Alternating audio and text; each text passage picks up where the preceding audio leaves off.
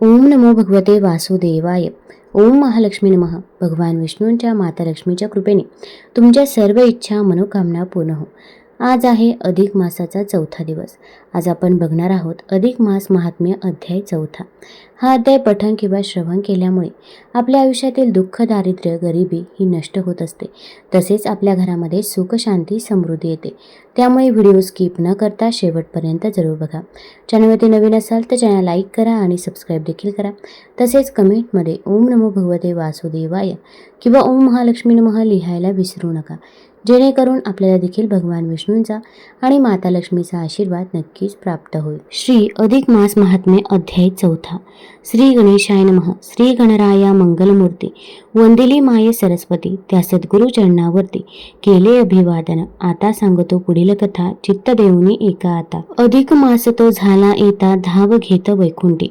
नारायण ऋषी नारदाप्रती म्हणती मलमास दुःखी कष्टी. म्लानवदने येऊन वैकुंठाप्रती धरितसे श्रीचरणा. पद प्रक्षाळुनी नैनाश्रुणी, काय बोले कर जोडुनी. म्हणे वैकुंठ नाथा झनी, या पतिता उद्धारा. देवा धरले तुमचे चरण, मी मलिन मास म्हणून. मला न जगी कोठे मान, सारे मज धिक्कारते.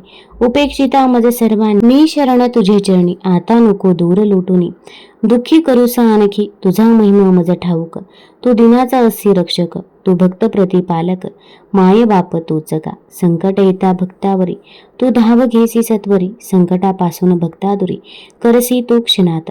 तू द्रौपदीचे केले रक्षण, राखलीस लाज धाव घेऊन. भक्तिभावे करता आक्रदंत, देवा तू होता वसरे पूर्वत. तू यमुनेतील कालिया, मारुनी रक्षिलेस सदया. अवघ्या गोकुळवासिया, दारुण त्या संकटी. महादवाग्नीचे मुखातून गोगोपा आणि जन, यांचे केलेस तू रक्षण. अग्निज्वाले मधुनी त्या, कंस तुला मारावयासी. करी उपाय जे जे त्यासी, मोडून काढले सर्वांसी. केले संकट निवारण, तू त्या भक्त प्रल्हादासाठी. झालास ना नरसिंह मोते, वरीला हिरण्यकशिपू शेवटी. स्तंभातून प्रकटोनी, गजराज तो मकर मुखात. अडकून पायी झाला त्रस्त, कमल पुष्पे तुझ अर्पित. करी धावा जे धवा, तेव्हा सुदर्शन चक्र हाती. धावलाच घेऊन सत्वरगती, आणिक केली गजेंद्र मुक्ती. ऐसा तू का दयाळू, म्हणून आलो तुझला शरण. करी माझे दुःख निवारण, मज देई का मान मिळवून. जगती आता दया घना, नको करू माझा अवेर. नको लोटूस मला दूर, माझा भरोसा तुझ्यावर. नको घात तयाचा, तू जरी मज अभेरीसी. तरी जाऊ कोणी स्थानासी, कोण त्राता होईल मजसी. एक तुझ्या वाचून, तरी उचित जे तुझे मना. ते आता करी नारायणा, मी तव पदी केली याचना. स्वीकार वा अभेर, तार मार तुझ आता. म्हणून ठेवी पदी माथा. अश्रुपात नयने मोठा, होता त्याचे चालला. असे काकुळती तो बोलत, अधिक मास श्री हरिप्रत. नेत्री अश्रुपात होत, कंपित काया थरथरे. तव त्यास घेऊन जवळी, काय बोलला वनमाळी. ज्याने पावले माझी धरली, दुःख मुक्त तो होय. तू झालासी ना शरणागत, आता निर्भय राखी चित्त. दुःखी न जीव वैकुंठात, या शोधून सापडे.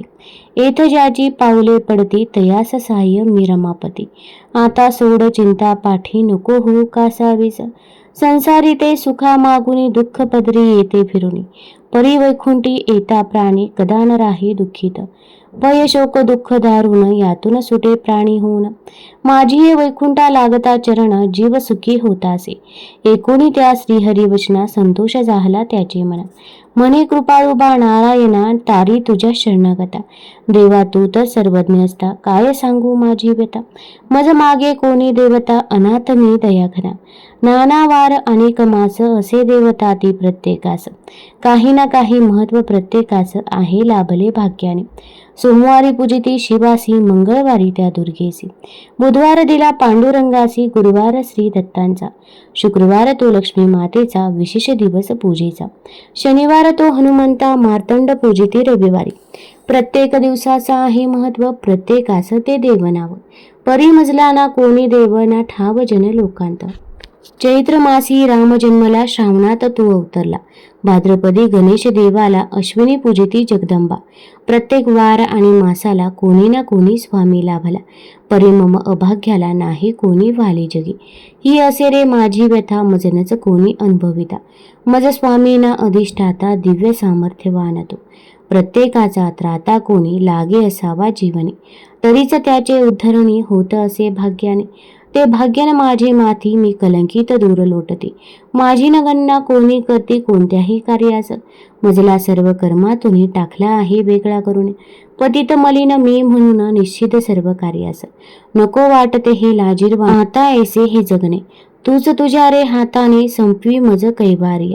जरी ये तुझ्या पायातळी मज मृत्यू आला तरी. माझे उद्धरण श्री होणार मनी विश्वास. आता तारी अथवा मारी मी शरणा तू ते हरी. हरी चिंता माझी निवारी कृपावंत होऊन या. मी सांगितली माझी व्यथा आता उचित जे तुझी चित्ता. ते तू करीबा अनंता अन्य मागणे ना काही. ऐसे निर्वाणीचे वचन बोल पडे कोसळून. पडला पदी म्लान होऊन मर्मास हरी सन्मुख. तयाची पाहून विकल अवस्था. दया उपजली वैकुंठनाथा. तो काय करील ते पुढता कळेल म्हणे श्रीहरी. उत्कंठा लावून पांडवा म्हणे घेही विसावा चक्रपाणी. परी पांडव अधिरमणी एका या पुढील वृत्तांत. आता पुढे वैकुंठनाथ केसे शांतविल त्याचे चित्त. ते 5व्या अध्यायात साध्यंत आपण ऐकूया. हा ब्रहण नारदीय पुराणेचा 4था अध्याय मलमास विज्ञापनेचा पूर्ण झाला. अधिक महात्म्याचा असे पुराण संमत. अरुण विनवणी करी खास स्वीकारा प्राकृत रचनेचा. 4था अध्याय हरिचरणांस प्रेमभावे समर्पितो. आता या अध्यायाची फलश्रुती आपण बघूया. एकदा कमेंटमध्ये ओम नमो भगवते वासुदेवाय किंवा ओम महालक्ष्मी नमः जरूर लिहा. अध्याय 4 अधिक मासाची विनवणी. श्री नारायण ऋषी नारदास सांगतात की त्या मलमासाने वैकुंठात येऊन श्रीहरीचे चरण धरले. डोळ्यात पाणी आणून तो म्हणाला, हे वैकुंठनाथा, मी तुला शरण आलो आहे. तू माझा उद्धार कर. मला तुझ्या चरणी आसरा दे. देवा, सारे जण माझा धिक्कार करतात. मला सर्व मासांनी आपल्यापासून दूर लोटले आहे.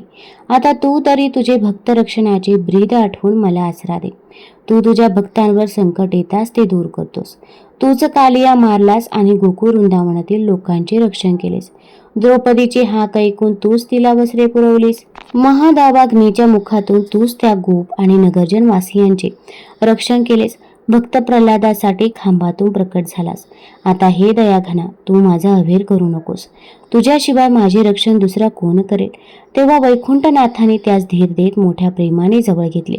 ते म्हणाले, बा मलमासा, आता तू मला शरण आला आहेस ना, मग आता तू चिंता सोड. जो प्राणी एकदा या वैकुंठात येतो त्यास कधीच दुःख करावे लागत नाही, कारण त्या दुःखाला क्लेशाला इथे थारा नाही. आता तू मला तुझे नेमके दुःख काय ते सांग. त्यावर मलमासाने आपली जन्मकथा सांगत देवास म्हटले की देवा, या जगात प्रत्येक वाराला महिन्याला कोणता ना कोणता स्वामी आहे. मला कोणीच स्वामी नाही, त्यामुळे माझा कोणीच स्वीकार करत नाही. मला सर्व कार्यात निश्चित ठरवले आहे. आता मला हे उपेक्षिताचे जीवनच नकोसे झाले आहे. तेव्हा आता तूच मला तार अथवा मार. मलमासाचे ते तसे निर्वाणीचे वचन ऐकून त्या दिनवाण्या अधिक मासाचे वैकुंठनाथास दया आली आणि असे म्हणून पांडवांना ही कथा सांगताना श्रीकृष्ण मुद्दामच थोडा थांबला. इथे ब्रहण नारदीय पुराणाचा मलमास विज्ञापनेचा 4था अध्याय पूर्ण होतो. तुम्हाला जर हा अध्याय आवडला असेल तर चॅनल लाईक करा, सबस्क्राईब करा. तसेच तुम्ही हा व्हिडिओ कुठून बघत आहात ते देखील आम्हाला जरूर कळवा. धन्यवाद.